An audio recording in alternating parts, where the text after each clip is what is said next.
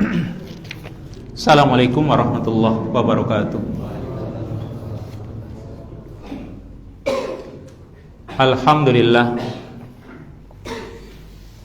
Alhamdulillahilladzi hadana lihada wa ma kunna linahtadiya laula an hadanallah. Asyhadu an la ilaha illallah wahdahu la syarika lah wa asyhadu anna Muhammadan abduhu wa rasuluh wa safiyuhu wa khaliluh wa khiratuhu min khalqihi wa aminuhu ala wahyihi.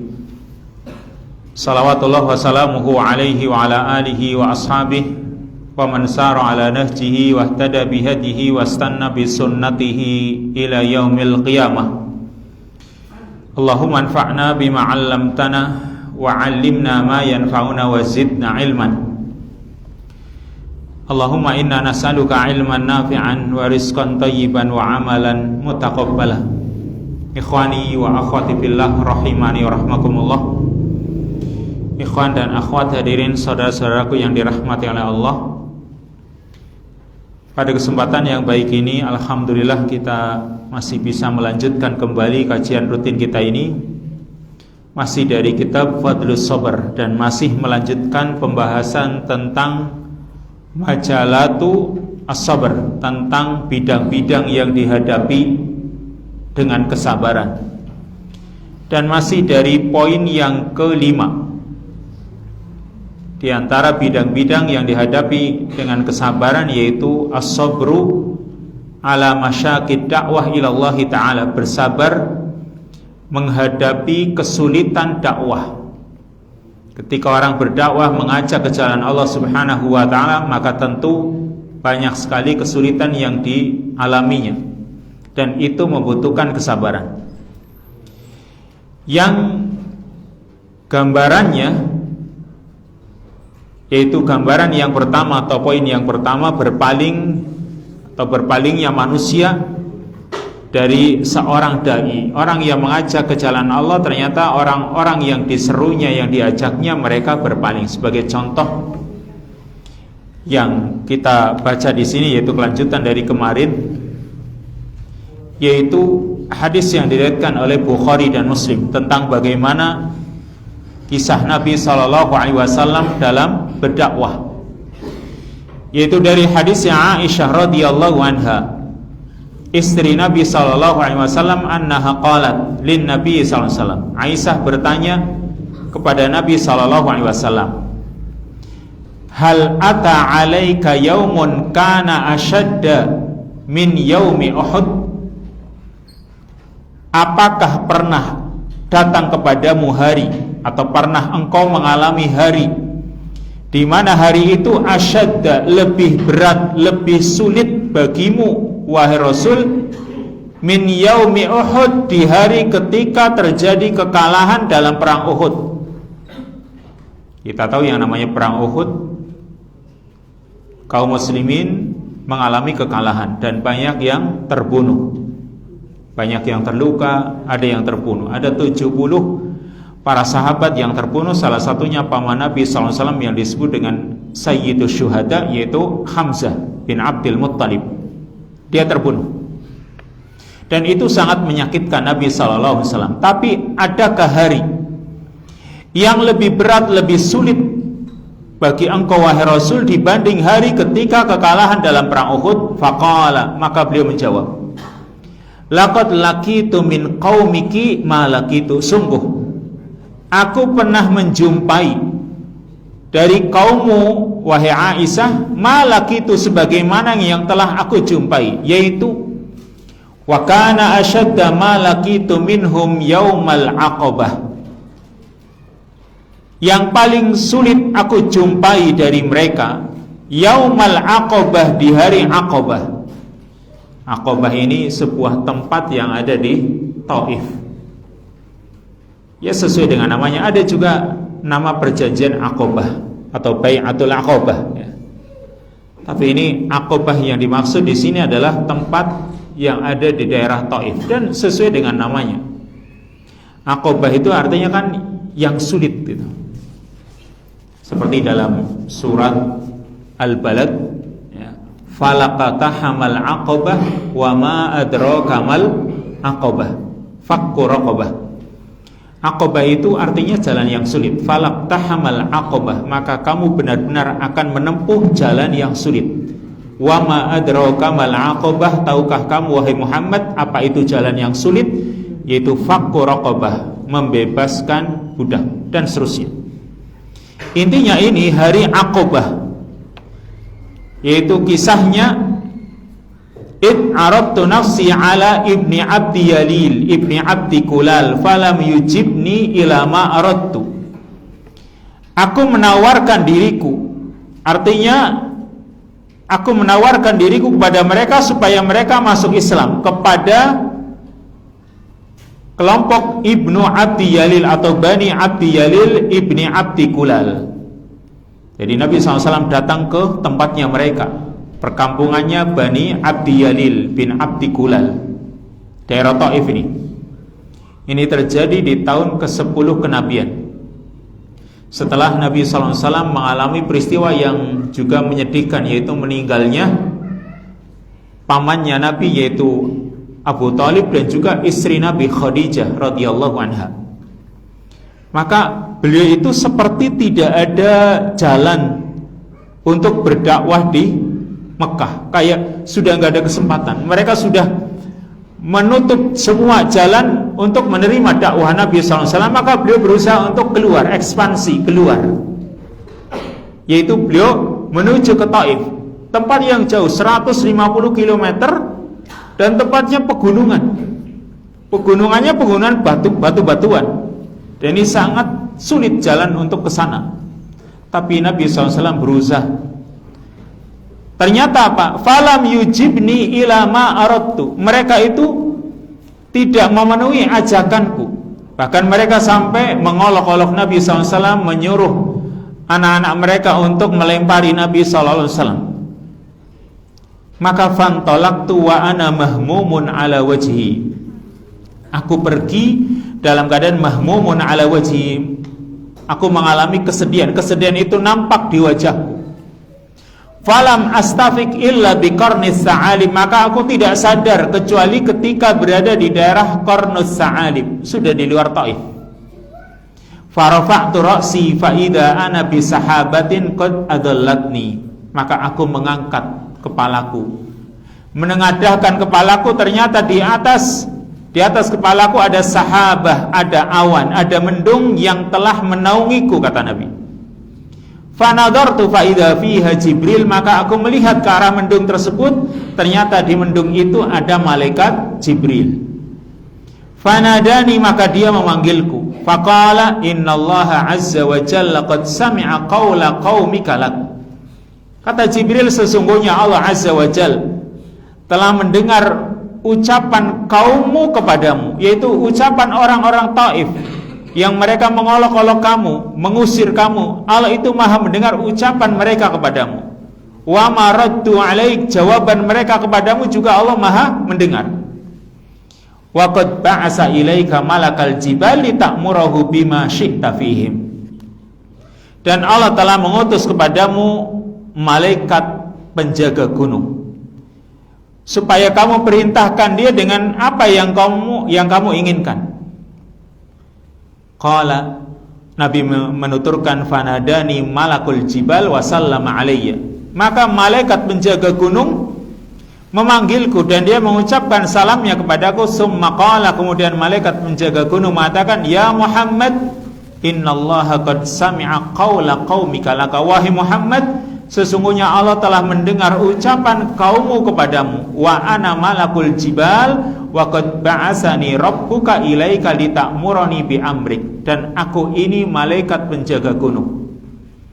Tuhanmu telah mengutusku untuk menemuimu, supaya kamu perintahkan kepadaku, dan aku akan jalankan perintahmu. Fama syi'ta, apa yang kamu inginkan.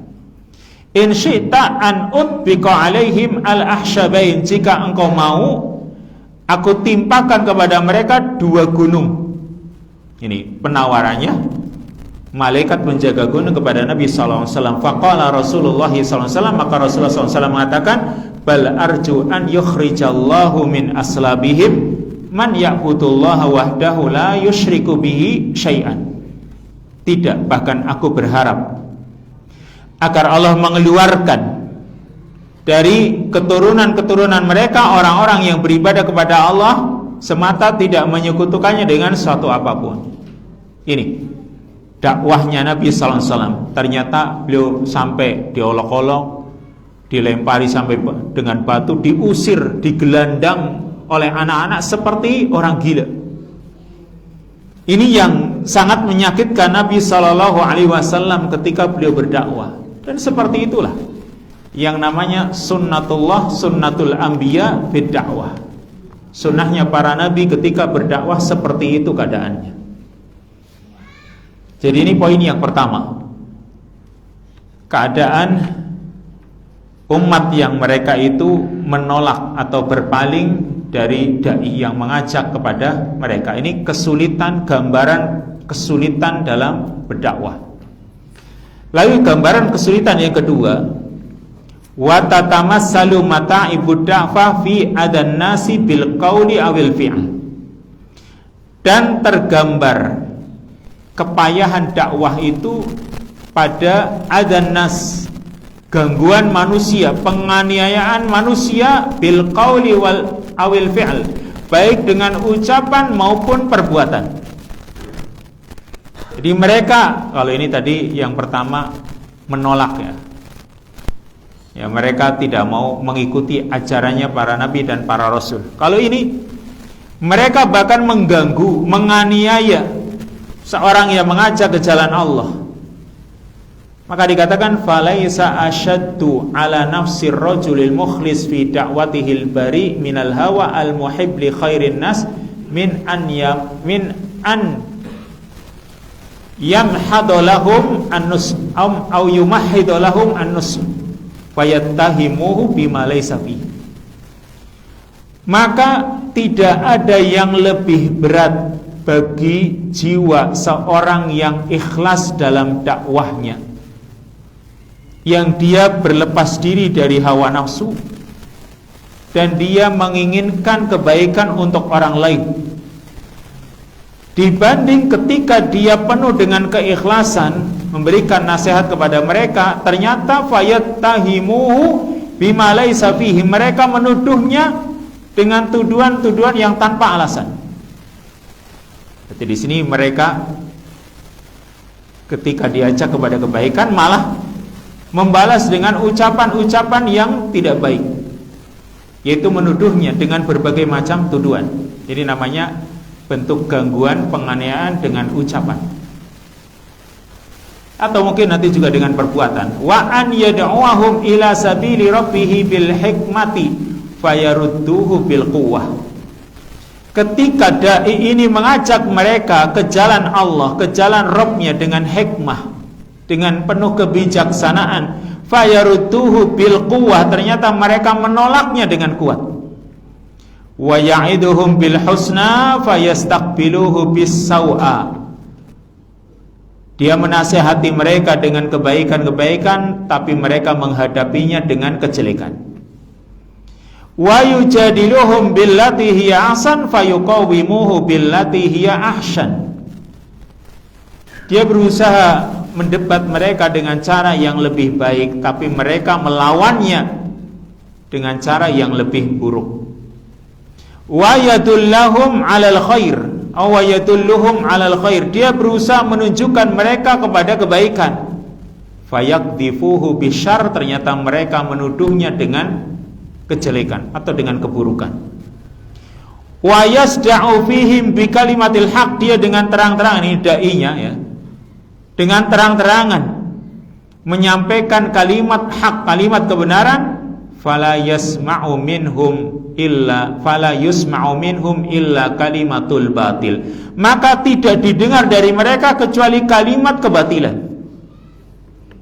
Ini kenyataan yang sering terjadi ketika seorang dai mengajak kaumnya tadi dengan penuh keikhlasan, tidak ada keinginan hawa nafsu, ya, tidak ada keinginan apapun kecuali hanya dengan penuh ketulusan mengajak mereka kepada kebaikan. Tapi mereka malah membalasnya dengan perkara yang lebih buruk. Ini dikatakan waqad la yaqiful amru 'inda hadzal had, dan kadang urusannya tidak berhenti sampai di sini, sampai pada batasan ini, tidak. Fakasiran ma yamtaddu tughyan ila salbil amwal awit tard minal buldan wa intihakil hurumat bal yasilul amru ilal qatl.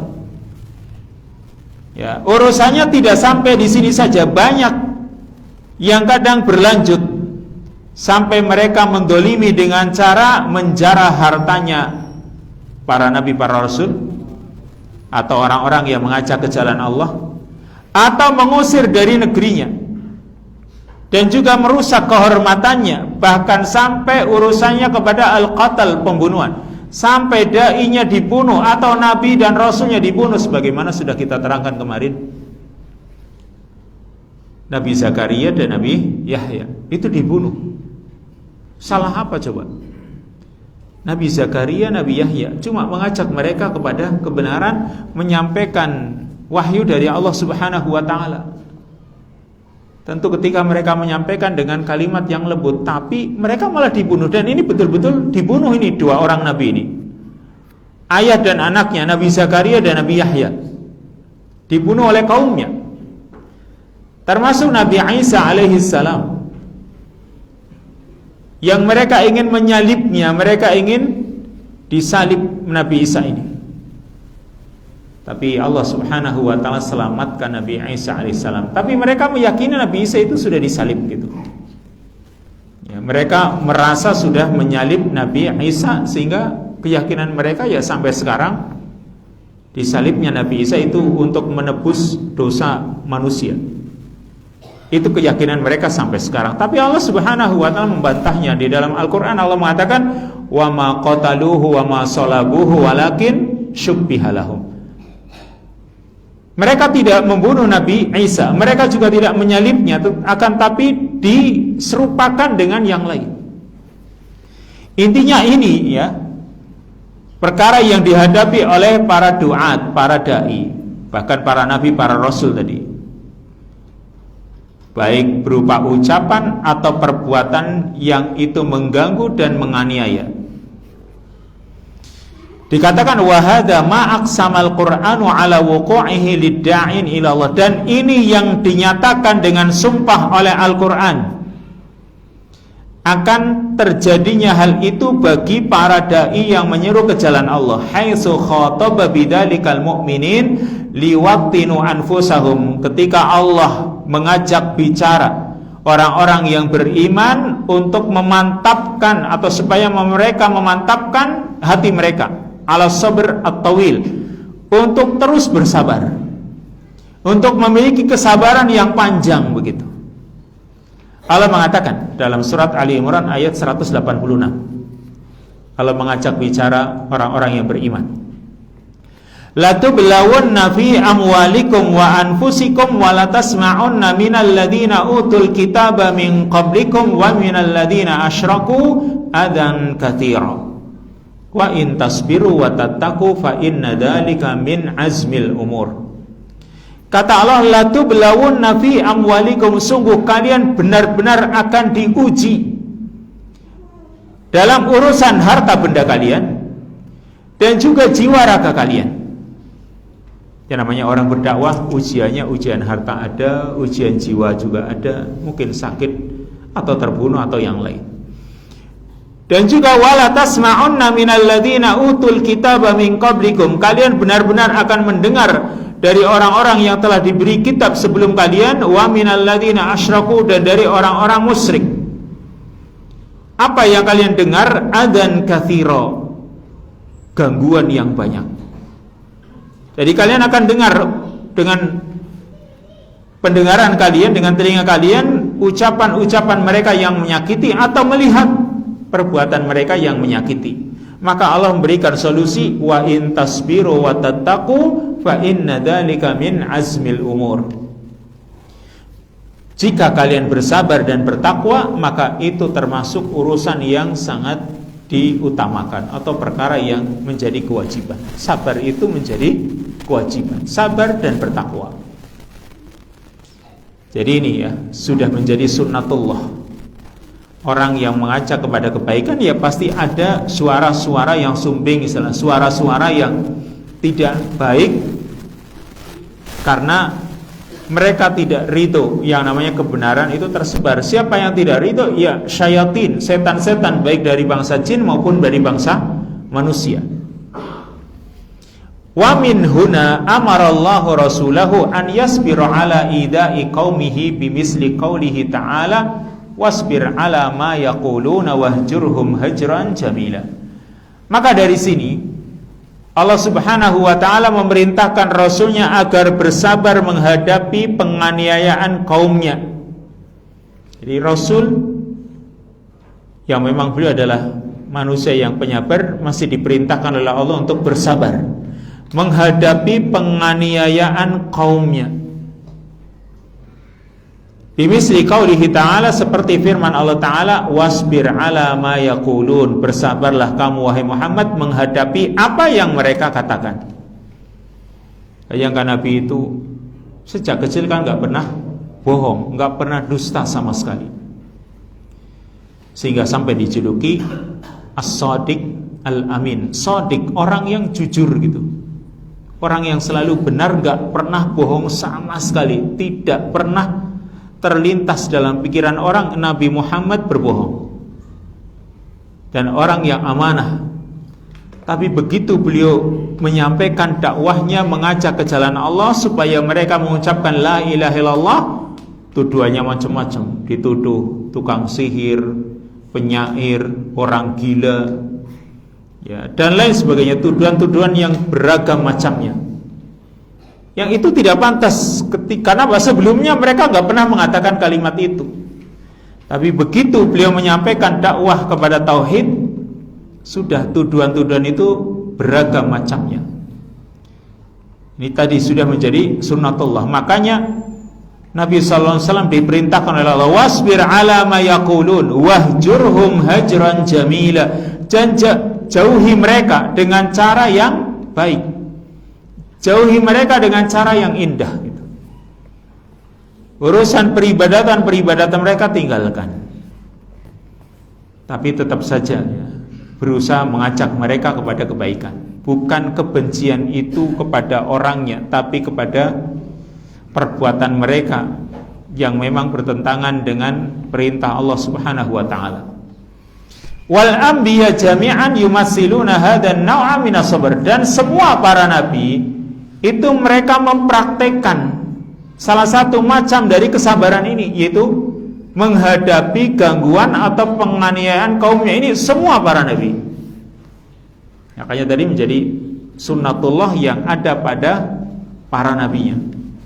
Tidak ada seorang nabi pun kecuali pasti menghadapi penganiayaan kaumnya. Ini sudah.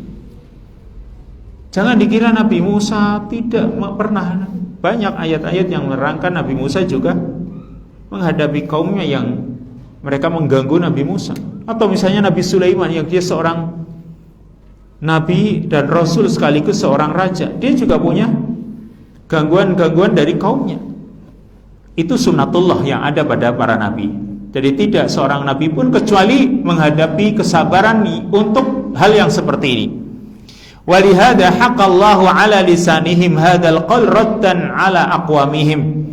Karenanya Allah Subhanahu wa taala menceritakan melalui lisan mereka ucapan ini untuk menjawab kaumnya mereka, yaitu walanasbiranna ala ma adaitumuna wa 'alallahi falyatawakkalul mutawakkilun. Surat Ibrahim ayat yang ke-12. Walanasbiranna, dan sungguh kami benar-benar akan bersabar. Ini ucapannya para nabi. Sungguh kami benar-benar akan bersabar ala ma adaitumuna, menghadapi gangguan-gangguan yang kalian lakukan kepada kami. Wa 'alallahi falyatawakkalul mutawakkilun, dan kepada Allah hendaklah orang-orang bertawakal. Ini semua para nabi menghadapi hal itu. Mereka mempraktekkan kesabaran ini.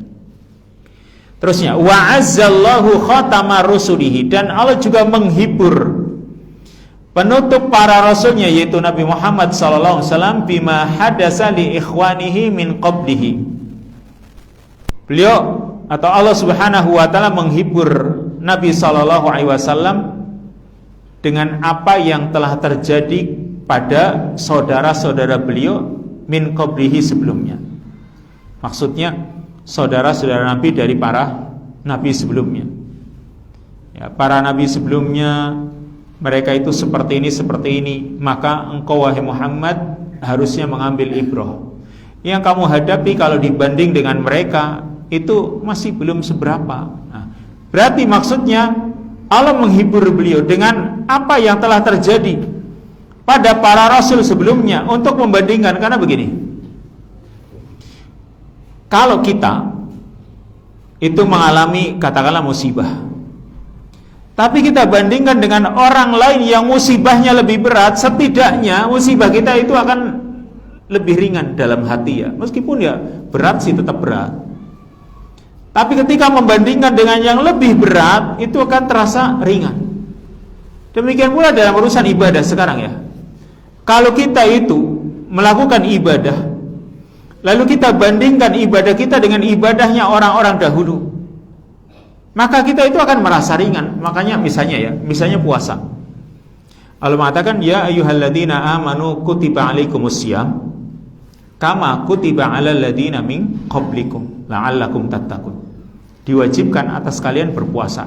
Mungkin puasa itu berat, tapi Allah katakan kama kutiba alal ladzina min qablikum, sebagaimana telah diwajibkan atas orang-orang sebelum kalian.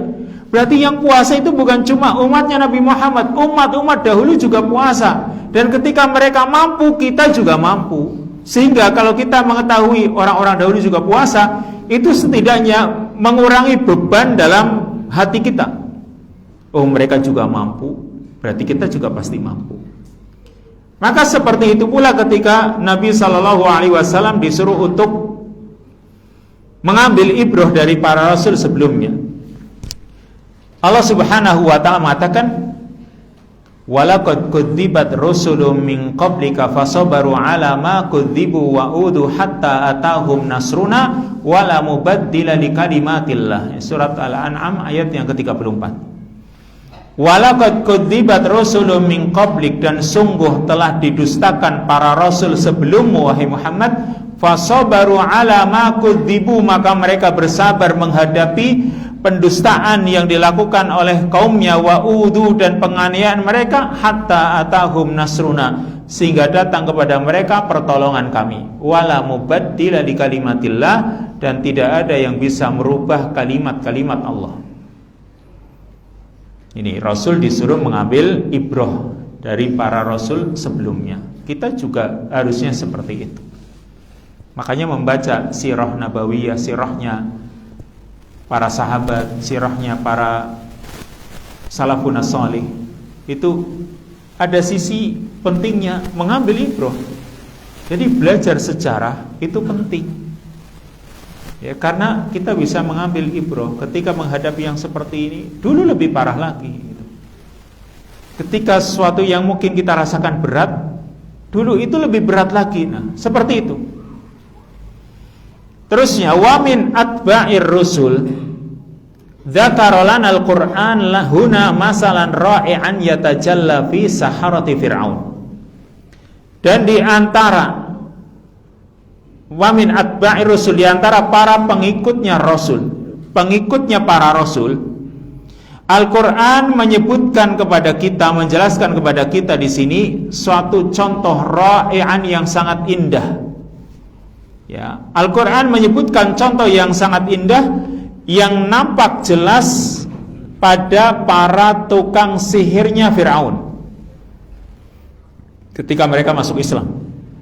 Hina waqa'al haqqu wa batala ma kanu ya'malun, ketika telah nyata kebenaran dan batal apa yang telah mereka perbuat.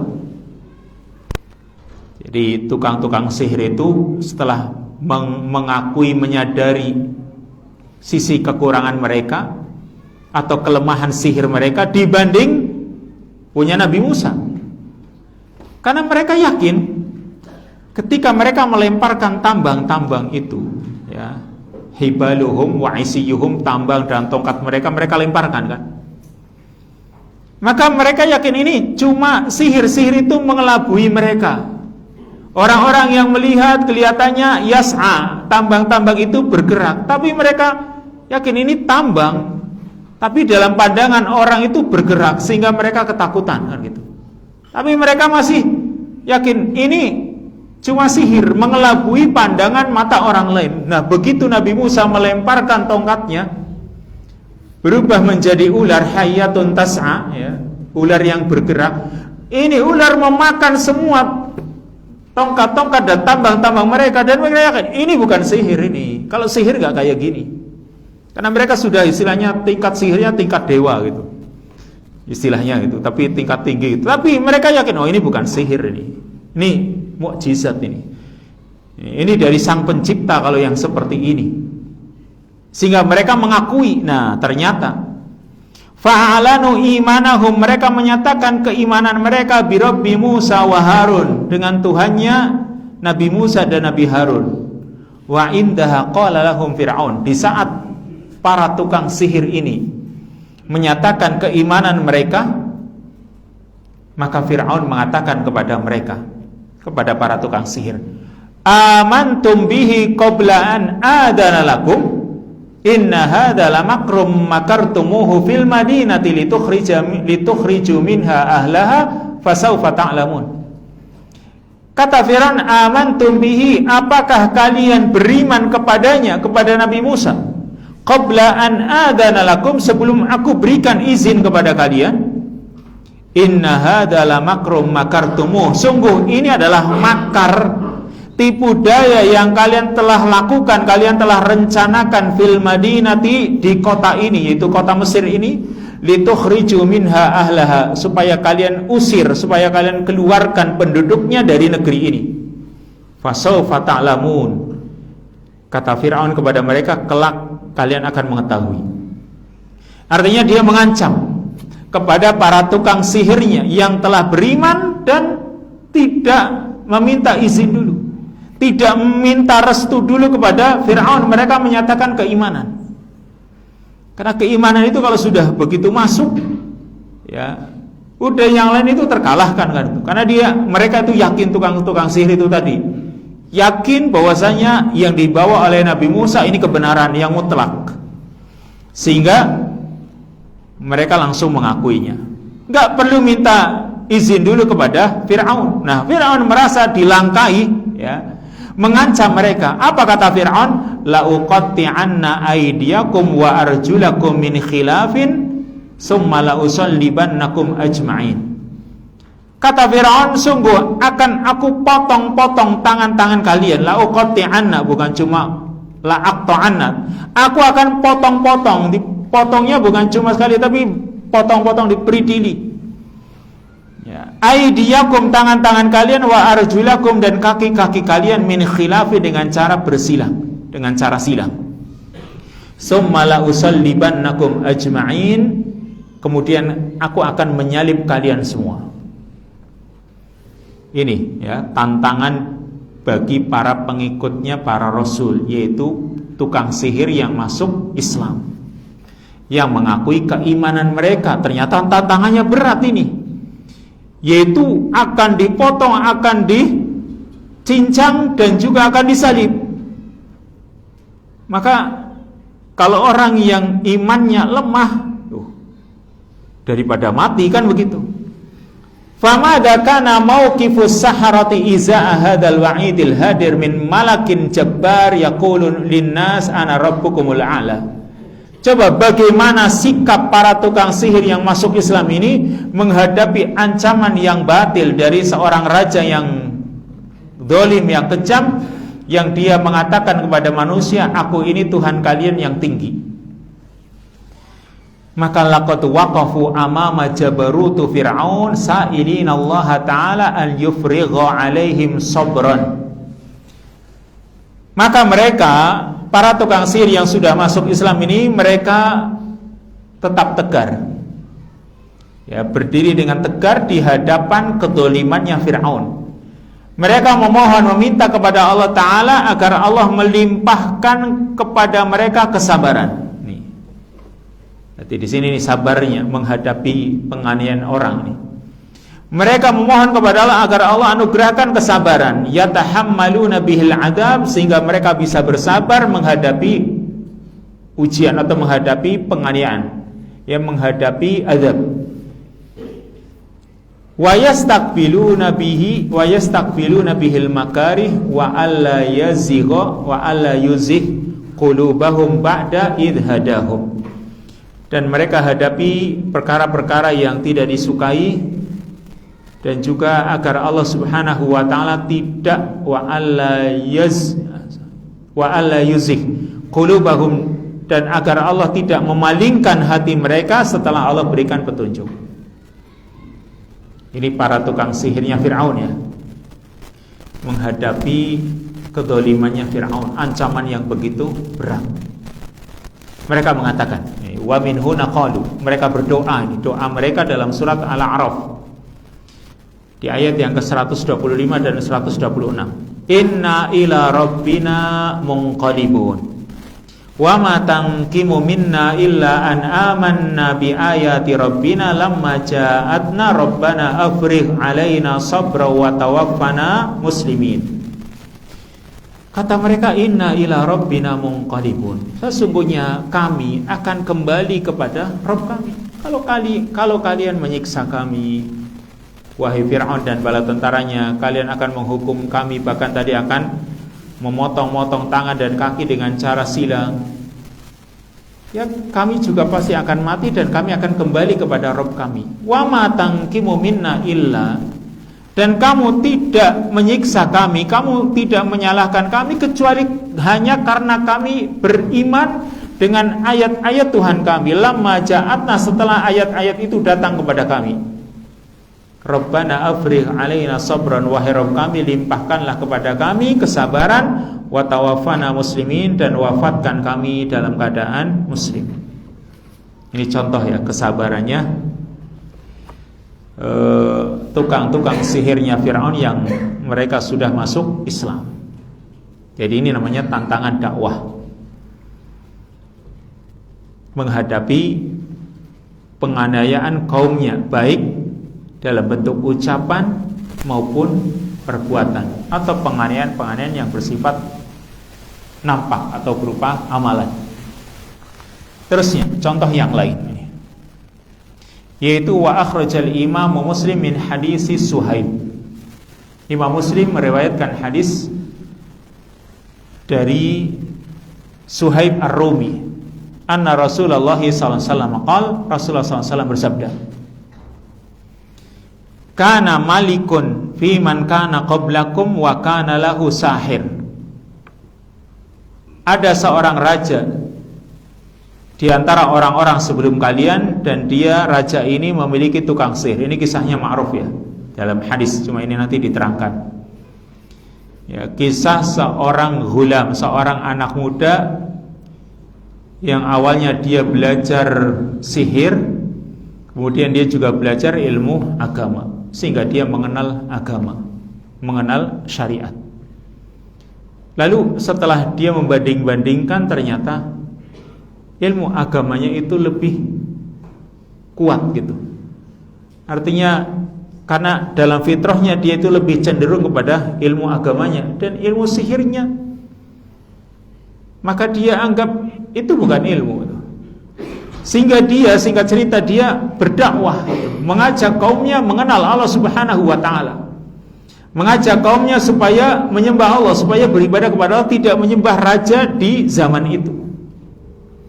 Maka ternyata anak muda ini ya, yang tadinya belajar sihir kemudian belajar agama, dia harus menghadapi tantangan dakwah, yaitu dia akan dibunuh ini. Maka dia menyatakan di dalam hadis ini ya, langsung kepada poinnya, wa fihi innaka lasta biqatil. Ini ucapan anak muda ini yang setelah dia berdakwah tadi mendapat tantangan bahwasanya dia akan dibunuh. Maka dia katakan kepada raja, innaka lasta biqatili hatta taf'ala ma amuruka bihi. Sungguh kamu wahai raja tidak akan bisa membunuhku sehingga kamu mau melakukan apa yang aku perintahkan kepadamu. Kamu bisa membunuh, tapi ada syaratnya begitu. Qala, maka raja karena ingin membunuh, karena dalam riwayat hadis kan sudah berusaha, ada 2 hukuman yang sudah ditimbakan ya. Ini anak muda ini kan pertama dibawa ke gunung, ya, dibawa ke gunung, diikat, ya, dilemparkan dari atas gunung. Ternyata malah dia selamat. Algojo yang mengantarkan malah mati. Dia selamat dan bisa menemui raja kembali. Lalu yang kedua dibawa ke tengah lautan. Ternyata Algojo yang membawanya ke tengah lautan mereka mati. Ini anak muda malah selamat. Maka dia nggak mati gitu. Ya memang itu takdir dari Allah Subhanahu wa taala.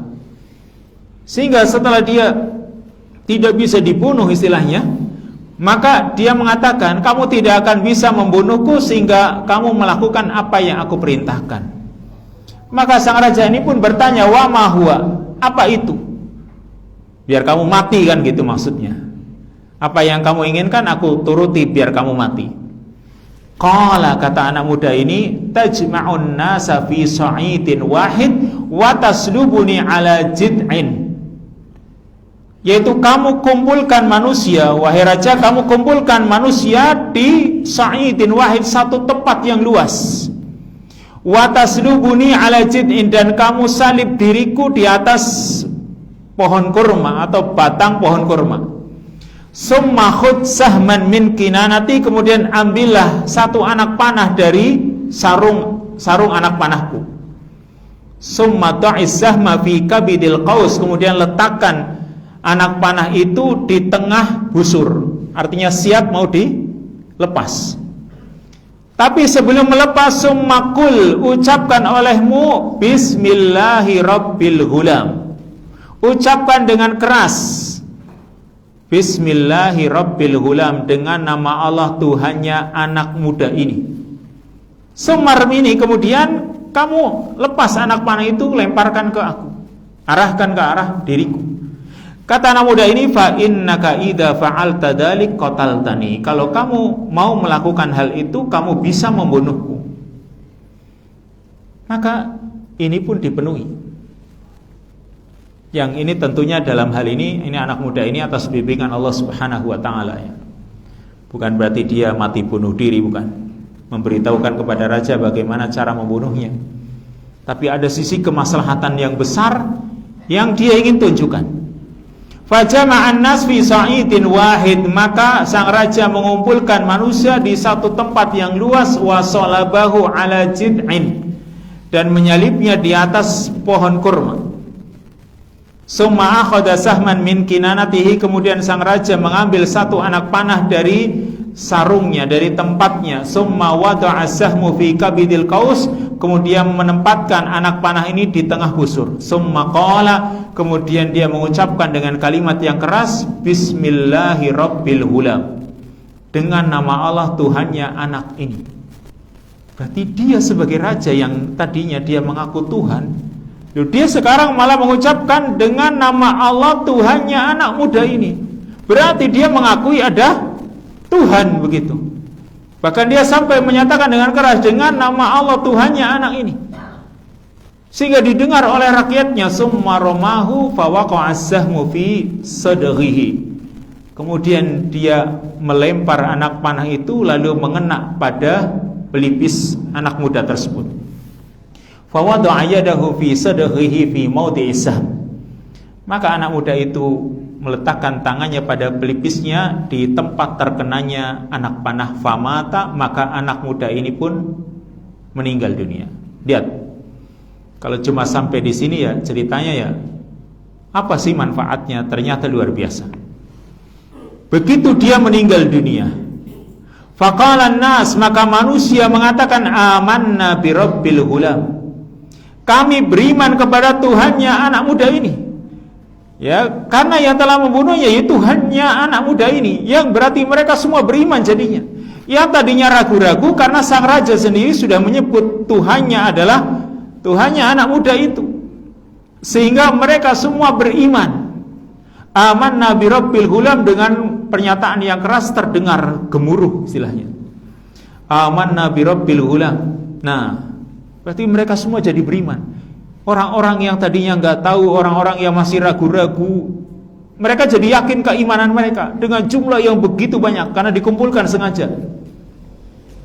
Fa'utiya al-malik faqila lahu, maka didatangkanlah raja itu dan dikatakan kepadanya, ara'aita ma kunta tahdhar, tahukah kamu apa yang kamu khawatirkan itu telah terjadi.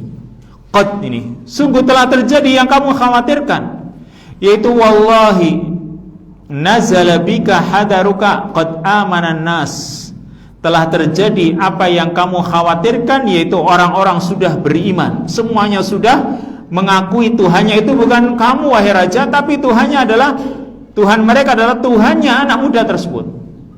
Akhirnya fa'amara bil ukhdud, dia menyuruh agar digali parit yang besar, ya, fi afwahis sukak, di mulut-mulut gang. Pokoknya ini sebuah negeri, di setiap jalan yang mau keluar itu dibuat parit sehingga mereka tidak bisa keluar.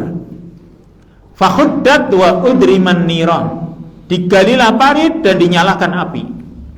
Jadi mereka kalau keluar ya otomatis harus masuk ke parit yang ada apinya. Waqala, sang raja mengatakan, man lam yarji an dinihi fa ahmuhu fiha, orang yang tidak mau kembali dari agamanya, maka bakarlah dia, pangganglah dia ke dalam api tersebut. Au qila lahu, atau dikatakan kepadanya, iqtahim fafa'alu, ya, nyalakan, lalu mereka pun melakukannya. Hatta ja'at imra'atun wa ma'aha sabiyyun laha, ketika sudah dinyalakan apinya dan orang-orang yang tetap mau beriman ya harus terlempar ke dalam kobaran api, sampai datanglah seorang wanita, seorang ibu bersama anaknya yang masih menyusui, ya. Fataqa'asat an taqa'a fiha, si ibu ini mundur bersama anaknya. Rasa sayangnya ibu kepada anaknya langsung muncul, sehingga dia mundur ketika hendak menjatuhkan dirinya. Faqala lahal ghulam, maka anak kecil itu berkata kepada ibunya, ya ummah isbiri fa innaki 'alal haq, wahai ibu, sabarlah kamu, sesungguhnya kamu berada di atas kebenaran. Kemudian masuk ke dalam kobaran api. Ya sudah. Ini tantangan dakwah di sini. Menghadapi penganiayaan kaumnya. Kebetulan kaumnya adalah orang-orang yang punya kekuatan yang besar. Ini kisah Ashabul Ukhdud yang menjadi ibrah bagi orang-orang yang mau mengambilnya sebagai ibrah dalam hal menghadapi tantangan dakwah. Sedikit lagi, yaitu yang ketiga, gambaran yang ketiga, wa tatamassal masyaqqud dakwah kadzalik fi suratin ukhra hiya tulut thariq. Tergambar kesulitan dakwah dalam bentuk yang lain, yaitu tulut thariq, lamanya perjalanan dakwah atau lamanya jalan. Jalan itu ternyata panjang begitu. Wastibta'un nasr, dan pelannya atau lambatnya pertolongan Allah.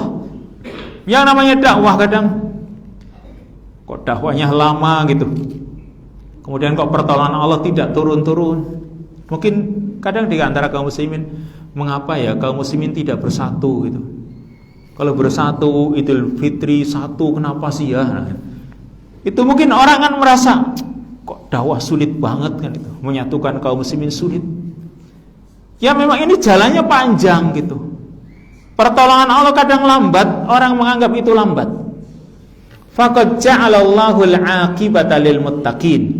Tapi Allah Subhanahu wa taala jadikan kesudahan yang baik bagi orang-orang yang bertakwa. Wa kataban nasra li du'atil haq, Allah telah tetapkan pertolongannya bagi duat, para dai yang mengajak kepada kebenaran. Min rusulihi, di antara para rasulnya, wa atba'ihim, para pengikut mereka, wa warasatihim al-mu'minin, dan para ahli waris mereka dari kalangan kaum mukminin. Walakinna hadan nasra la yatahaqqaq baina 'ashiyyatin wa duhaha. Akan tetapi pertolongan Allah itu tidak terwujud, tidak terrealisir begitu minta sore hari atau pagi harinya langsung ada. Ternyata tidak begitu. Ya maunya kita ya, kalau bisa orang-orang itu mengenal sunnah semua, tahu dalil-dalilnya, kemudian mau mengamalkannya. Itu keinginan kita. Jadinya semua kaum muslimin jadi orang-orang soleh semua. Oh, enak betul kan gitu. Tidak seperti itu, tidak secepat itu. Wala tasyrik syamsuhu illa ba'da lailin tawil. Dan mataharinya Allah tidak akan bersinar kecuali perjalanan malam yang panjang. Kan malam juga lama. Matahari bersinar kapan? Ya setelah tenggelam bersinar lagi kapan? Oh, ini perjalanan malam gitu. Ya, yang malam saja ini kadang orang menganggap lama, apalagi urusan kemenangan bagi kaum muslimin. Illa ba'da lailin tawil halikun minasyada'id wal mihan al muta'aqibah. Yang tidak stabil, istilahnya bergejolak di antara kesulitan-kesulitan, ujian-ujian yang muta'aqibah, terus menerus, silih berganti. Tusihu lihauliha al-absar, yang menjadikan pandangan mata itu juga tidak stabil menghadapi ketakutannya. Wa tablughu al-qulub al-hanajir, dan hati itu sampai menyesak ya, ke dada. Wa yadunnun nasu billahi dununa, dan manusia berprasangka kepada Allah dengan berbagai prasangka. Hunaka yubtalal mu'minuna wa yuzalzaluna zilzalan syadida, dan disitulah orang-orang mukmin diuji oleh Allah dan digoncangkan hati mereka dengan goncangan yang kuat. Kama sawwaral Quran halatan nafsiyah lil muslimina fi ghazwatil ahzab, sebagaimana Al-Quran telah gambarkan keadaan sisi kejiwaan kaum muslimin ketika perang Ahzab. Nah, sedikit cerita perang Ahzab. Perang Ahzab sering kita ceritakan bahwa pasukan musuh yang akan menyerang kaum muslimin dibanding jumlah semua kaum muslimin, dari yang muda, tua, anak kecil, ibu-ibu dan lain sebagainya, ini jumlahnya sangat jauh. Jumlah pasukan Ahzab, yaitu sekutu yang mereka bergabung dari berbagai suku, mereka semua kafir, bahkan sampai orang Yahudi dari Bani Quraidah ikut bergabung. Ini jumlahnya dalam riwayat 10.000, sedangkan jumlah kaum muslimin yang ada di Madinah nggak sampai 10.000. Ini semuanya, seandainya mereka itu semua perang, sampai anak kecil, bayi suruh perang istilahnya, jumlahnya saja belum mencapai 10.000. Harus menghadapi pasukan yang kuat dari berbagai suku, sehingga mereka disebut Ahzab, jumlahnya 10.000. Dan ini yang sampai membuat Bani Quraidah dari orang-orang Yahudi itu, mereka yang tadinya punya perjanjian dengan Nabi, mereka mengikat perjanjian gak boleh membantu musuh yang menyerang Nabi, dan Nabi juga tidak boleh membantu musuh yang menyerang Bani Quraidah. Akhirnya mereka batalkan perjanjian, mereka rusak perjanjian, mereka gabung dengan pasukan musuh tersebut karena merasa Muhammad dan para sahabatnya paling akan hancur. Kita batalkan saja, kita rusak perjanjian. Nah, disitulah mereka merusak perjanjian karena merasa Madinah bakal hancur, Nabi Muhammad dan sahabatnya bakal mati. Ditambah lagi kondisi cuaca waktu itu ini sangat dingin mencekam. Yang namanya dingin itu biasanya membuat orang cepat lapar. Coba saja antum kalau cuaca dingin gitu ya, kepengennya mangan wae ngono. Dingin, nek bisa ngopi, terus tetel bakar apa jagung bakar, kan enak. Kayak gini sih, dinginnya AC sih mungkin ya pengen juga. Karena sate ya enak ya. Karena dingin itu memang enak untuk makan, terpicu untuk lapar gitu. Dan seperti itu para sahabat, ini cuaca dingin, musim dingin membuat mereka itu sisi kelaparannya itu kuat. Ditambah lagi mereka harus menggali parit lagi. Paritnya tidak pendek, paritnya itu sekitar 5 km lebih.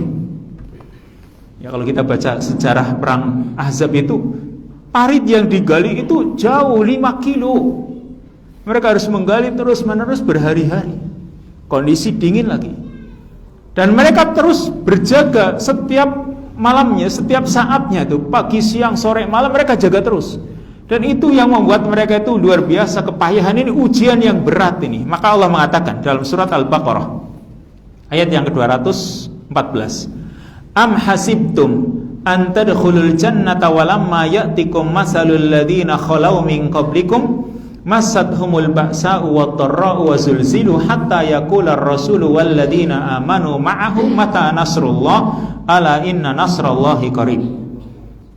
Ataukah kalian mengira bahwa kalian akan masuk surga padahal kalian belum dicoba, belum datang kepada kalian seperti yang telah menimpa orang-orang sebelum kalian. Masathumul ba'sa, mereka tertimpa oleh al-ba'sa, malapetaka, wadh-dharra, kesengsaraan, wazulzilu, dan mereka digoncangkan, hatta yaqula ar-rasulu walladzina amanu ma'ahu, sampai Rasul dan orang-orang yang beriman bersamanya mengatakan, mata nasrullah, kapan datang pertolongan Allah, ala inna nasrallahi qarib, ketahuilah sesungguhnya pertolongan Allah itu dekat. Wallahu ta'ala a'lam bissawab. Subhanakallahumma wa bihamdika asyhadu an la ilaha illa anta astaghfiruka wa atubu ilaik. Assalamualaikum warahmatullahi wabarakatuh.